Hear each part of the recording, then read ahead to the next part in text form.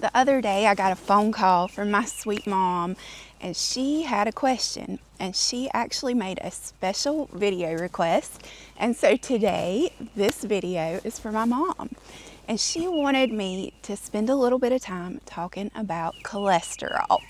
So if you've ever been to the doctor and you've had some lab work done and you go back to get the results, and then doctor drops the dreaded news, your cholesterol is a little too high. You probably already know the feeling of fear or panic that can come with that. In today's world, we hear so much about heart disease and heart attacks and all of the risks that come from high cholesterol. So if you have lab work and your cholesterol's high, should you panic? What should you do? Should you go on prescription medication? Is there a natural alternative? What can you do to get your cholesterol levels back under control in a safe and natural way?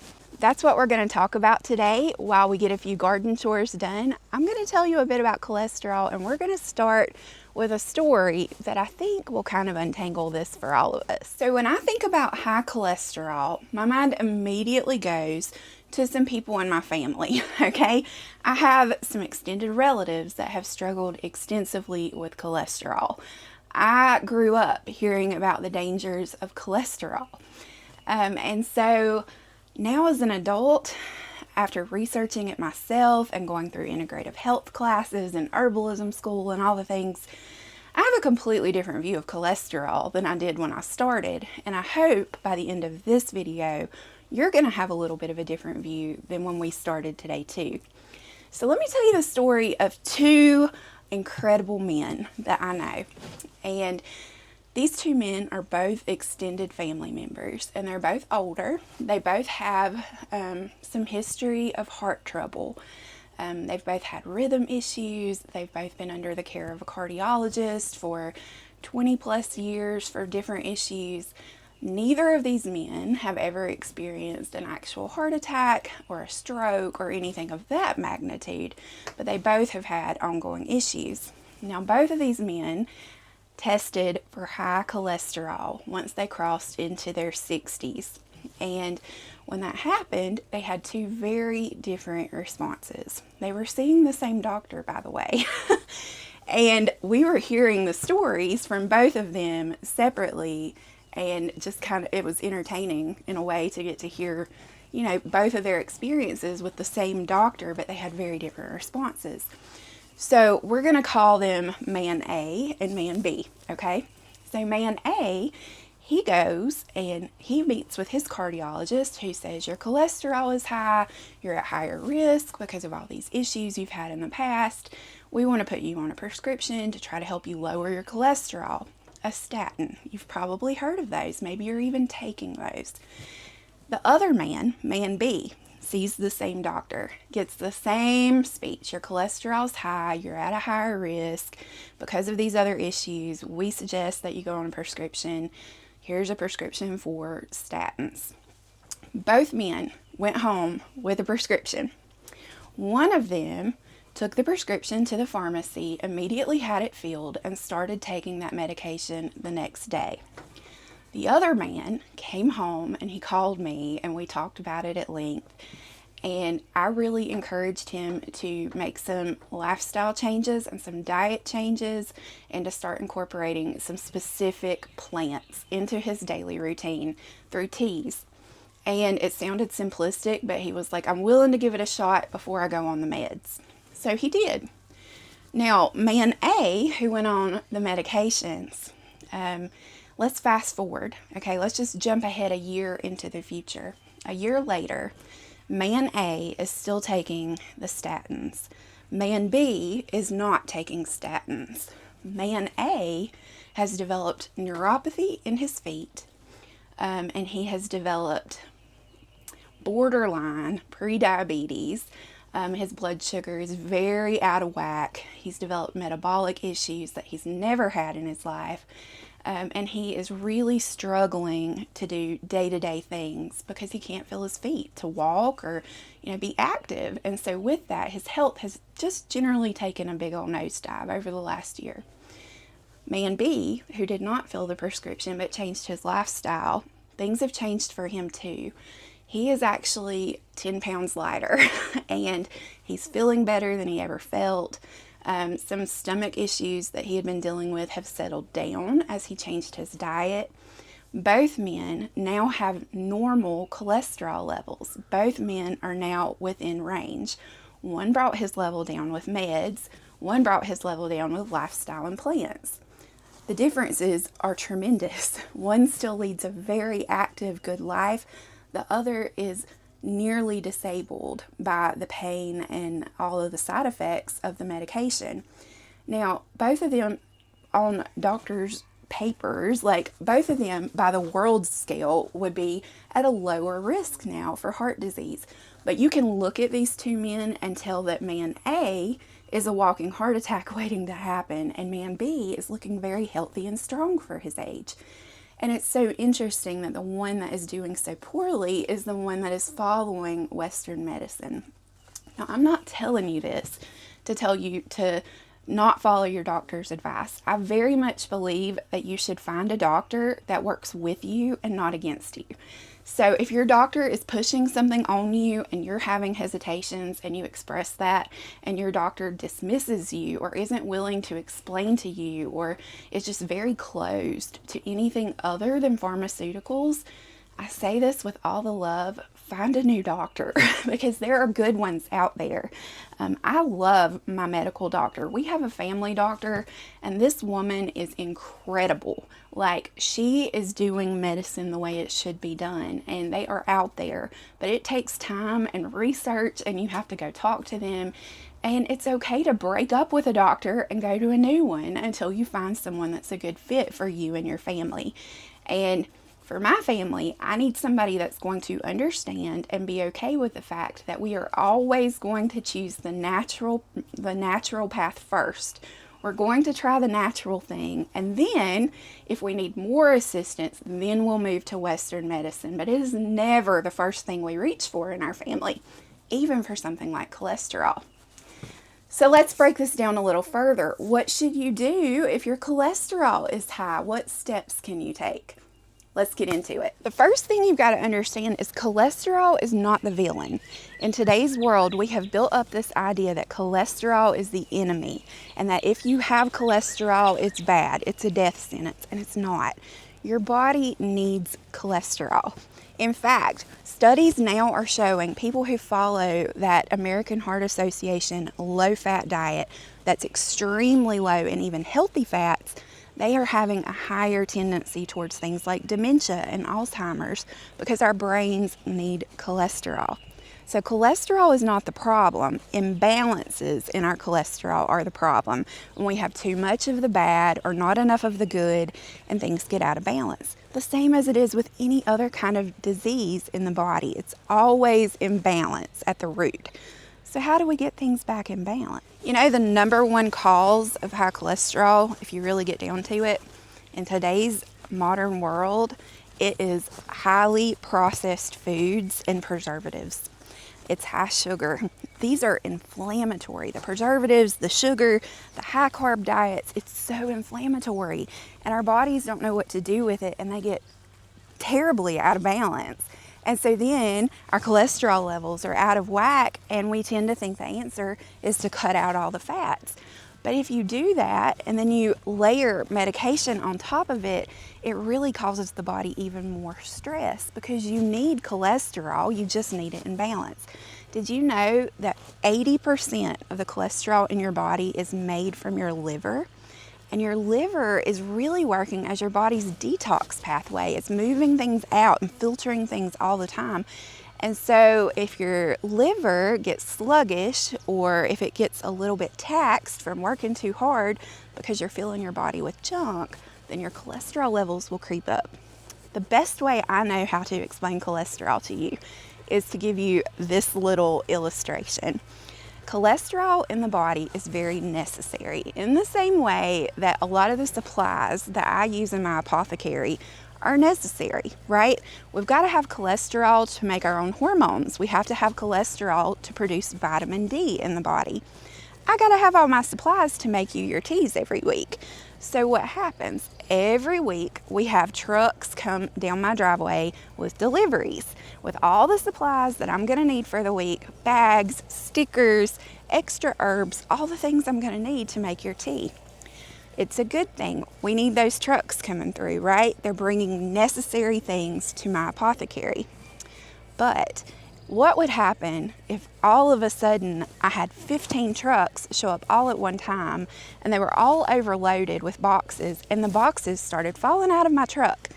Just imagine my driveway like cluttered with UPS trucks and FedEx trucks and hundreds of boxes falling out of the trucks all over my driveway. Now my driveway is blocked, okay? And we have a blockage. This is the fear of cholesterol. The problem is not that there are boxes in my driveway. I need those boxes. The problem is that they all came at the same time. I didn't have a system for them. Things got really disorganized and out of balance, and now I have a disaster in the driveway. That's sort of what's happening in your body when your cholesterol is high. Your inflammation is up. Your blood sugar's probably a little out of whack. Your liver's probably feeling a bit taxed. Your diet's gotten a little bit out of control maybe. Maybe you're eating a whole lot of packaged, processed foods just for convenience. And now you're seeing the result of that in your lab work. You don't need to stop ordering boxes. You don't need to get rid of your cholesterol. You just got to bring it back into balance. And this is the beautiful part. God has given us everything we need in plants for health and healing. Just here in this grassy field, my blueberry orchard is back here. And this is where I forage a lot because we grow so many medicinals here in this little patch. Just in this patch, we have everything we need to get well. God is so kind in the way He designed the earth and the plants to support our bodies. So if your cholesterol is out of balance, if you're having trouble in this department, I want to introduce you to the plants that I would reach for if my cholesterol were high. This is not medical advice. This is just me telling you what I would do and how I'm navigating this in my family. And for my mom who requested this video, Mom, these are the herbs that I'm making a tea out of for you to help you. So let's head into the apothecary and I'll show you what we're gonna make. We gotta pause on our way in and just look at this garden. It is finally coming in and coming to life. Look at all those beautiful greens. Good stuff. That's God's medicine, y'all. Let me introduce you to my favorite herbs that I keep in the apothecary that can help balance cholesterol. Again, not medical advice. I'm just showing you some things to research, to dig into, to talk to your doctor about, to make a plan that will work for you. But first on the list is hibiscus. This beautiful red flower grows on the roselle hibiscus plant. And we grow this in the garden every summer. And then at the end of the summer, you harvest the little flowers and you get hibiscus. And I'm going to pull some out of the jar just to show you. Can you see that? It's so pretty. It smells really similar to a cranberry. Like if you like kind of the tartness of cranberry juice, you will love hibiscus. Now, hibiscus brings in some really special benefits when it comes to balancing your cholesterol. There have been multiple studies on hibiscus and cholesterol, so you can look into this. But one study in particular showed that hibiscus successfully lowered the bad cholesterol across the board. In one study, the researchers gave people hibiscus extract or hibiscus tincture every single day. They continued this for a month with the entire group. And by the end, cholesterol had dropped among that group by 8% to 14%. That's a pretty big drop, an average of a 10% decrease in cholesterol. So just this one plant alone that you can grow in your garden may be enough to get your levels back in balance. And this one is just completely natural. All you would be doing is making a tea from hibiscus. But now you can up the results by adding to your hibiscus some other herbs that also support the body and bringing things back into balance. So let's talk about the next one. The next herb is tulsi or holy basil. And if you've been along for some of my previous videos, you may not be surprised by this at all, because tulsi is known as being the great balancer in the world of herbalism. So whether you tend to be too high or too low, tulsi will bring things back to the middle and help you balance out. Now, in terms of cholesterol, there has been some really good research around tulsi. In 2018, they did a meta-analysis of all the studies on tulsi, and what they came up with at the end was that tulsi is incredibly effective for older adults with metabolic issues. There have been so many studies that show that tulsi can actually help lower LDL, and it can even help regulate blood sugar levels, which is another big benefit because we know blood sugar and cholesterol can be very closely tied. So tulsi supports you with both. It kind of brings you into balance with the cholesterol and with the blood sugar, which is particularly helpful if you are an older adult struggling with metabolic issues. So in plain English, how does tulsi help with cholesterol? It helps reduce your stress. So in the body, if your body is constantly feeling stress, that can cause cholesterol levels to get out of balance alone. Tulsi helps the body modulate stress. So it's not that the stress goes away. It's not that suddenly you never have problems. It's just that tulsi helps your body kind of work through it. It sort of, just regulates you and helps you kind of just float through it instead of getting bogged down and sinking in the middle of the storm. It keeps you afloat. So tulsi, because of that, can help balance the cholesterol in your body as well. So we had hibiscus, we had tulsi. Now let's grab the third herb that can be helpful if you're dealing with high cholesterol. Next, we have rosemary, and this one might surprise you. Most of the time when we think of rosemary, we think of culinary uses. This is one we cook with a lot. It's also one that I use often for hair. It's great for hair regrowth. The rosmarinic acid in it makes it an incredible aid if you're having like hair loss or if your hair is thinning. But it also can help internally when you drink it in a tea, and it can help with cholesterol. In fact, there was this one study where they took a group of people and they gave them rosemary powder daily in capsule form like a supplement. And what happened with those people was incredible.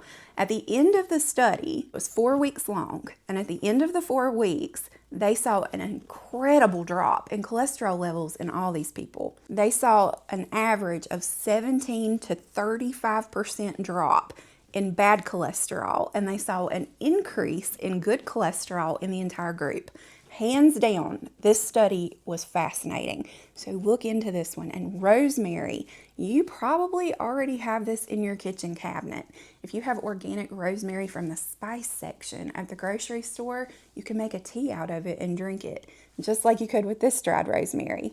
We sell it in bulk in our shop in 2-cup bags. That would be enough rosemary for you to drink a cup a day for a whole month. And then you could just get a bag each month. But this one is fabulous and it smells good. Let's just open it and smell it. We might as well while it's here. It smells so good. Rosemary, who would have thought? So if you're making a tea and you're including all these different herbs together, so far we have hibiscus, a little tartness like cranberry, tulsi, which has like this warm earthy spice to it, and then rosemary, which is also a very warming herb. And I just love the flavor of rosemary. It's good in a tea. Just a tiny bit is all you need, and it's really, really effective. So this is the third herb. Let's grab the next. This might be one of the most basic teas that I offer in the fact that it's a flavor most are familiar with, but it's also one of the most potent medicinals that I keep in my apothecary, and this is peppermint. Did you know that peppermint can impact your cholesterol levels? It's true. Peppermint is cooling and soothing, and it can do a lot of good things for the body. There have been lots of studies on peppermint over the years. I mean, there's dozens that you can get into, but the studies have shown that peppermint can also help lower cholesterol levels, specifically triglyceride levels. Peppermint can reduce triglycerides. And it also is really wonderful for supporting digestion and bile flow. And those are very important when you're dealing with cholesterol and you're trying to get your body back into balance. Peppermint. So we could make a tea that has hibiscus, tulsi, rosemary, and peppermint. 4 simple ingredients. You can grab all of those ingredients in my shop and mix you up a little bag. Customize it. If you're taking blood thinners, avoid the tulsi. Tulsi's not great because it's a natural blood thinner. So if you're on a blood thinner, it's not great to take both. Do either or. So talk to your doctor, run the ingredients by your doctor if you're taking any medications. But tulsi, hibiscus, rosemary, and peppermint. Research these 4 plants. You can grow them all in your garden, and then you won't need that prescription pad at the doctor's office anymore because you're going to be feeling good and you're going to be back in balance, all with help from plants. So I want to encourage you, if you're feeling stuck, like if you've gotten bad news at the doctor's office, whether it's your lab results came back a little wonky, or maybe like you went and you had your physical and you got on that scale and you're like, oh, I gained 30 pounds this year and I didn't even know it. Like whatever is going on, I want to bring you a little hope today that health changes, right? Like we are going to have ups and downs. We're never going to be at perfection this side of heaven, right? But we can take good care of ourselves by sticking with natural medicine. And I know I say this over and over and over, but I'm going to say it again because if you don't remember anything you learned from me, I want you to remember this. God loves us so much that He gave us everything we need for health and healing in plants. Right out there in my garden and in your garden and in the woods and along the roadways. It's all around us. The thing is, we've lost this hidden knowledge. We've lost the ability to look at the plants on the side of the road and see them as valuable. Today we see them as weeds, and we spend millions of dollars every year on pesticides to kill the medicine that could make us well. It's really messed up if you think about it. We've become an upside down society. And so here in my little corner of the internet, we're trying to turn things right side up again by giving you plants that you can learn and research and get to know. And the ones we've covered today are plants that are worth knowing for many uses. All of these can be useful for lots of other things. You know, hibiscus is wonderful for blood sugar balance. Tulsi is excellent for hormone balance and for stress in general. Peppermint is great for stomach upset and for migraine headaches. You know, all of these are multiple use plants. So by keeping them in your home and starting you a little apothecary, you're not just going to be using them for one thing like cholesterol. You're going to have them for headaches and upset stomach, and if somebody's got a sore throat, and suddenly a whole world of new remedies and really empowerment to do this thing yourself to serve your family. It's going to come alive for you. So remember, God loves you and He has provided everything you need. It's like that verse in Psalm 23:1. The Lord is my shepherd. I have everything I need. And that includes our plants. So friends, thanks for hanging with me today. Leave me some comments today. Tell me what you know about cholesterol. How are you handling it? Has this been an issue for you? Do you struggle with your cholesterol? What have you found helpful? I figure you guys are going to come in with lots more ideas that I don't even know about yet. And I want you to share those because you might help somebody else in that comment section. So let's just talk about cholesterol. I'll meet you in the comments and I'll see you next time. Be blessed, friends.